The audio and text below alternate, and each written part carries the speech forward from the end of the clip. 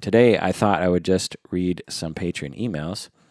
But before that, I'll introduce the podcast. It's called Psychology in Seattle. I'm your host, Dr. Kirk Honda. I'm a licensed therapist, and I'm also a professor. This email is from patron Liz. She says, "Hey, Kirk, I just listened to your interview with Dr. Michelle Finley. You mentioned that upon interviewing her, she seemed well differentiated and have used the term at other times. Could you maybe talk about what that word means in the psychology world? Also, Paulette is perfection. I love her honesty and quick wit. Hugs from Manitowoc County," or I added the county part because isn't it Manitowoc County, or is it a town too? Anyway, patron Liz. Manitowoc, made famous by the awesome documentary Making a Murderer. I've communicated with patron Liz before. So, yeah, well-differentiated or differentiation is a complicated topic, and I didn't quite understand it until after, a few years of studying it and, coming back to it and thinking more and coming back to it. So it's kind of complicated, but I'll try to explain it. It's part of Murray Bowen's natural family systems theory, or what often is just called Bowenian theory. And if you're a patron, I believe it's a premium episode in which you have access to, in which I think I talk for a few hours about Bowenian theory. It's pretty complicated. There's a lot of nuances to it, but his most famous concept, Murray Bowen's most famous concept within Bowenian theory, is the concept of differentiation. If someone is differentiated, they can do two things well. And if they're undifferentiated, they do these two things not so well. They can differentiate between their what is sometimes called the emotional guidance system and their reasoning guidance system. This is pretty complicated, but essentially differentiation means that you can differentiate between your intellect and your emotional impulses. For instance, say you're at work and your boss insults you in front of a bunch of people, and you have an impulse to throw a book at his face. And you quickly think about it and differentiate between your impulse to throw a book and your thinking, your reasoning, which is throwing a book at his face would not be a good idea. And in those instances, if you can differentiate between the impulse and the thought and the logic, so to speak, then you are differentiated. For undifferentiated people or fused people, these people have a hard time differentiating, and so they will confuse their logic with their reasoning and their emotions, and they will throw a book at their boss's face and think that they had thought it through, or think that it was actually a good idea in the moment. And then later on, they'll actually regret it. They might act like they wanted to do it, but in reality, they regret it. So that's one crude example of differentiating between thoughts and feelings. Another one that is often not used is when you actually want to follow your emotions and you can't determine if your emotions and thoughts are differentiated or not. So, for instance, say you are feeling compassion for someone. You're in a fight. So I'm making this scenario up as I go. Let's see what comes out of my mouth. Let's say you're in a fight with your spouse and you think, geez, we're in a fight right now, and I should probably continue to fight with her or something. And there's a part of your emotion that is actually quite sad about the fight and actually has a lot of compassion for your spouse and actually wants to reach out and hug your spouse. Well, for undifferentiated people, they might have difficulty accessing those emotions and acting upon them. Whereas differentiated people would be able to recognize the love and compassion and patience within them and actually enact that out. So the concept of differentiation in the past, and to some extent in the language, it privileges thought over emotion. It considers thought to be superior to emotion. It never says that explicitly, but often that's how it is used in practice. And pure Bowenian people will say that that is ridiculous. And I'm glad they think that's ridiculous, because that doesn't fit the reality of health for people. But it's often used that way, for undifferentiated people. That term tends to be used for people that are impulsive and tend to use their emotions too much. But it can work in the reverse. People who use their thinking too much, their logic too much, can also be undifferentiated. Okay, so undifferentiated means, again, differentiated between your thoughts and your feelings, but it also is the ability to differentiate between yourself and other people. So differentiation means those two things. Differentiation, in your own psyche, and differentiation interpersonally. And when undifferentiated people get engaged with others, they tend to get wrapped up in other people's emotions, and they have a difficult time differentiating their emotions from other people's emotions. For instance, when again, just going to spouse. Again, let's just see what happens to come out of my mouth. Your spouse comes home from work and she's upset at her boss, and she's anxious. She's upset. She doesn't know what to do, and she's kind of worried about something. Well, it's natural to have empathy in that situation. It's natural to be worried for your spouse, but it's a whole other thing to let that worry of that other person cloud your judgment and ruin your evening. If a part of you is saying, hey, it's her problem, I'm here to help her and I'm here to listen, but it's not my problem. The ability to differentiate between yourself and other people is a functional thing in that moment. You want to be able to differentiate yourself from the other person. It doesn't mean that you distance yourself, but it means that you recognize that they are having their experience and I am having my experience. And if I want to, I can actually separate from their experience if I think it's helpful. For instance, in that example, when your spouse comes home from work and is upset, your spouse actually needs you to stay differentiated so that you can listen without falling apart. In order to be supportive, you have to be differentiated.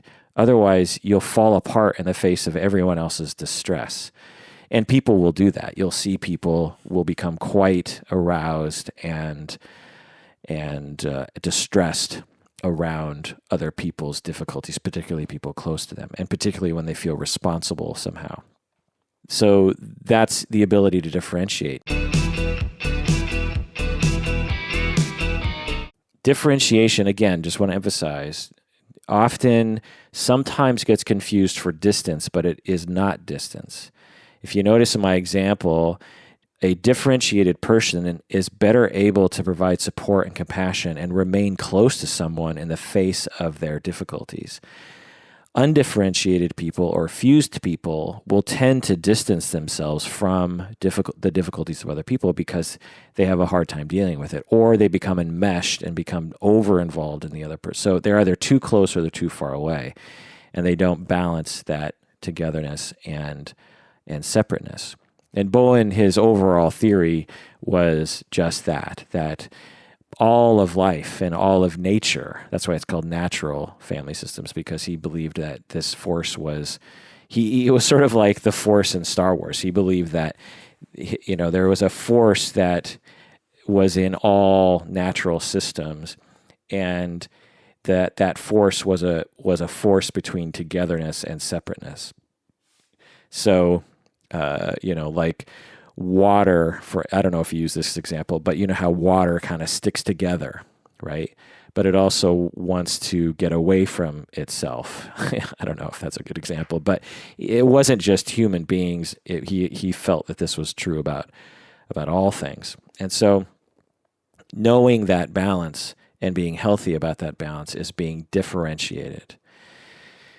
Other kinds of examples of being undifferentiated from other people is sometimes in marriages, the spouses will become over involved in each other's lives. A common example is being enmeshed regarding money. And say you have a married couple, and the husband is spending too much money on cars or too much money doing X, Y, or Z. Well, the ability for a couple to differentiate and remain differentiated and say the wife or the spouse, the male, whoever, whatever gender we want to put to it, say the spouse of this guy does not want to spend money on cars and doesn't value that at all. Well, the ability for the couple to remain differentiated through this process is challenged in this moment. And for if they're fused, then there are a couple results. One is that the spouse will become obsessed, and I've seen this, with the husband's spending habits, and will become controlling emotionally, or in practical ways, like actually saying, give me your paycheck, I'm gonna monitor everything. And then the couple will proceed to enter into a homeostasis in which the spouse is very controlling and upset a lot of time and monitoring, while the husband is slowly trying to get away with things and being passive. And so in those situations, they're very enmeshed and it's not functional. Another undifferentiated example, and there are many, but another undifferentiated example is the husband goes and just spends money without checking with his spouse and says, oh, by the way, I bought a new Lamborghini. And the spouse is upset, but doesn't exert to overt control, but it resorts to passive aggressive control through, denying him sex, or being mean in some other way, or being overly distant and depressed or something. And so these are examples of fusion in not having the ability to differentiate between the two people, and particularly with money. A healthy couple can remain differentiated as they are moving through those conversations. It's not that the finances need to be separate, but it's that as they work together as a team, they are able to listen to each other while asserting their own and noticing their own wants and desires. The husband is able to say, look, I really want this Lamborghini. It's been my life dream to own this thing. Is it okay if I spend this money on this thing? And then the spouse says something like, well, I don't want you to spend money on this Lamborghini because money's not that abundant and I don't give a crap about a Lamborghini. Could you buy a Ferrari instead, or a Porsche instead, or something? I don't know. Or could you buy a used Lambo, or could you buy or could you wait a little bit, or maybe could you get a higher paying job? And then the negotiation happens, maybe with a little tension, but each person is listening to the other person and valuing the other person's position, while at the same time asserting their own desire. And over time, as they discuss this, and it might take a number of discussions, they come to an agreement. And it doesn't really matter what the agreement is. Maybe the guy even buys a more expensive Lamborghini in the end. It doesn't matter. The point is that each person feels as though they were respected and heard, and that their feelings were, a part of the equation. That's being able to differentiate between yourself and other people. These are my needs. I understand your needs, and they are different. And your needs are over there, and my needs are over here. But I also know that we both want to work together on this. And how can we do that? And for some couples that I work with, this will be one of the sole things that we talk about, is money and being able to make decisions around it. Not because I care that much about money, but because it becomes so emblematic of other kinds of conversations where they don't necessarily listen to each other or assert themselves. And so one of the things that we'll talk about is, just how do they work out money, and how do they perceive the other person's spending of money? When the other person spends money in a way that, the other person doesn't want them to, can they understand why they're doing that? That's a very emotionally laden process. And through that process, people can practice becoming more differentiated. And that's the big thing here, is that we, according to Bowen, and I think according to my experience, we emerge from childhood with a particular level of differentiation. And as just a shortcut, Bowen actually had a scale from 0 to 100. And say you emerge from childhood at a differentiation level of 50. And he actually believed that was pretty high. He believed very few people were in the, upper third. It was, most people were in the middle or lower. And so say you emerge at 50. Well, as you become stressed, your number will go down to 30, and you'll act more symptomatically, and you'll be more problematic. You'll have more difficulty differentiating between your thoughts and your feelings. You'll be more impulsive. You'll make more mistakes. You'll be more stressed out. You will tend to be more reactive to other people. When your life is not very stressful, you might act as if you're an 80. You might be extremely mature and able to handle all sorts of things because your life is not stressful. You're not sick. Your job is going well. Everything around you is fine. So there's a range of what you will act like, but there's sort of a baseline differentiation level that you have. But with practice, Bowen, and this is all Bowen's therapy approach, was how each of us can practice being more differentiated given the circumstances.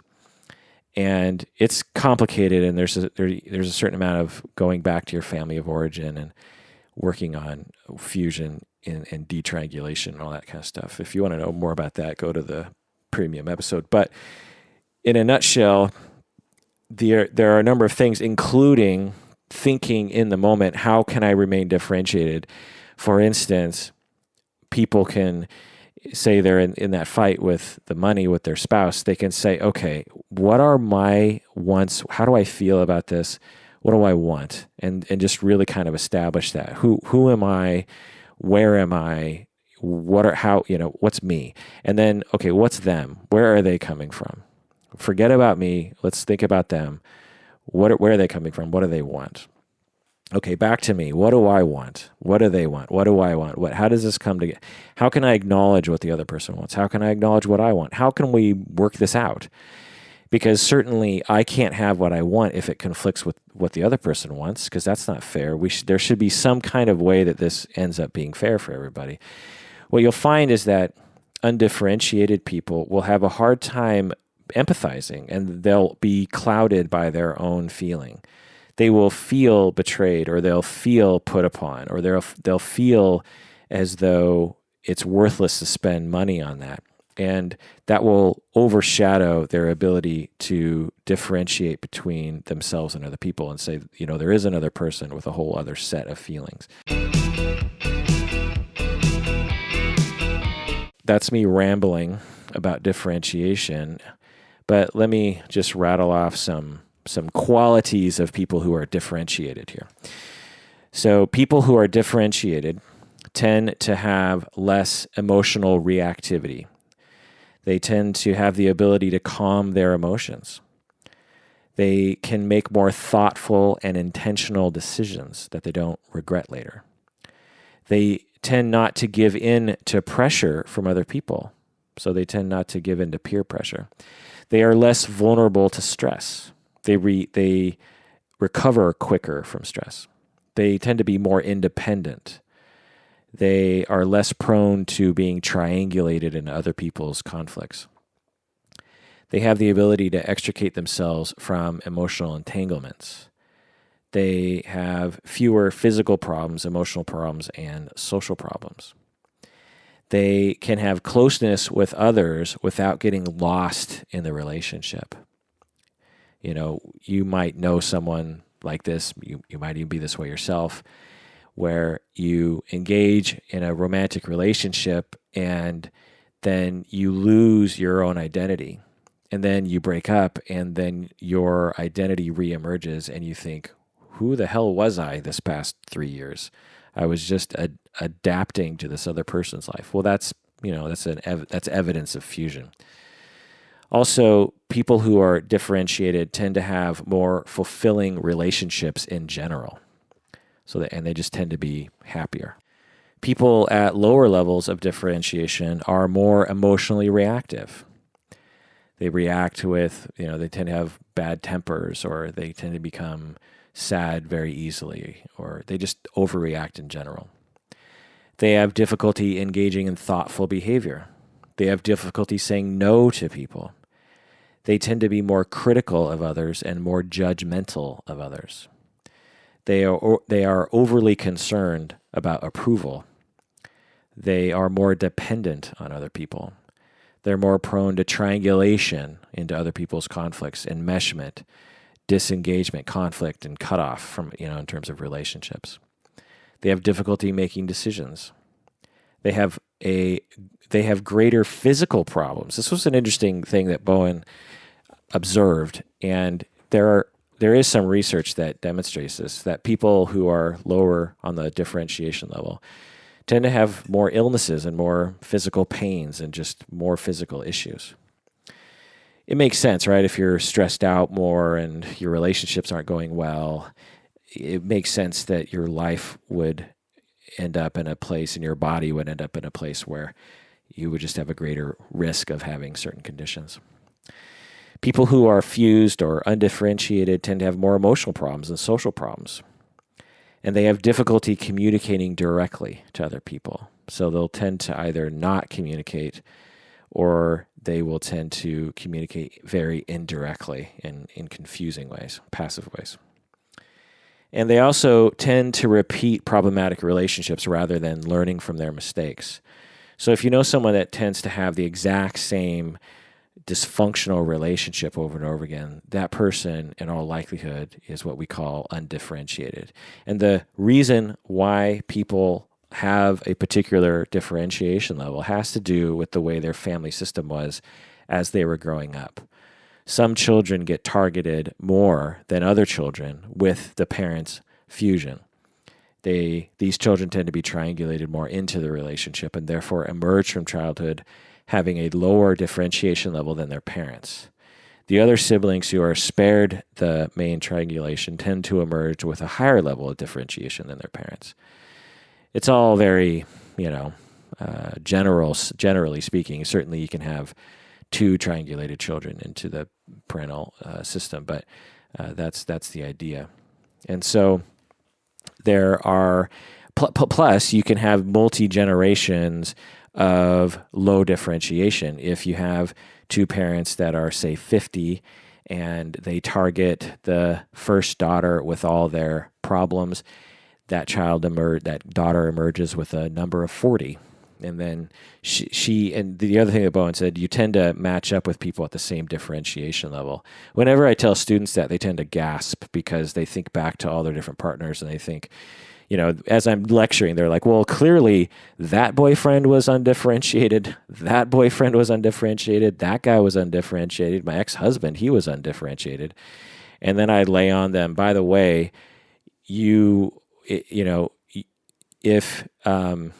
if all of your past spouses you think had lower differentiation level, then so do you in all likelihood, and you're just in denial of it. One of the things that people do, and this is why Bowen's theory is just so brilliant, because it pans out so many times, is people who are undifferentiated but tend to prefer the role, what they call overfunctioner. They will tend to attract underfunctioners, people who are losers, that irresponsible, they exhibit more symptoms. And these two people exist in a system that works symbiotically. in that the overfunctioner is allowed to exhibit their fusion through their spouse, and the seemingly undifferentiated spouse is able to remain dependent on the overfunctioner. Meanwhile, the overfunctioner is very critical and controlling, and the system becomes stable. Other people get triangulated into that system and blah, blah, blah. It's very complicated, but the point is that the theory goes that in general, people tend to attract people of the same differentiation level. And if a lot of your partners have had low differentiation, then you want to look at how you might be one of the undifferentiated overfunctioners, as Bowen called them. And the idea is not to shame yourself for low differentiation, but to be aware of it and to try to manage it as best you can. And also try to actively, over time, differentiate yourself from your childhood figures. That doesn't mean that you separate yourself from them. That's different, remember. Differentiation has to do with being able to have the ability to differentiate between yourself and other people and differentiate between your thoughts and your emotions. So, for instance, as an example, you might go back home to Thanksgiving and you might practice as best you can differentiating yourself, holding on to your own identity in the face of your family. When people walk into their family home and their siblings are there and their parents are there and everyone's there, it's really hard to remain differentiated through that experience because we tend to get pulled back into the collective. And there's nothing wrong with the collective, but it tends to eliminate your identity and make you fused. Well, if you can practice as best you can, then sometimes that can help you in your overall life regarding differentiation. And that does it for today's episode. Thanks for joining me. Please take care of yourself. Stay differentiated because you deserve it.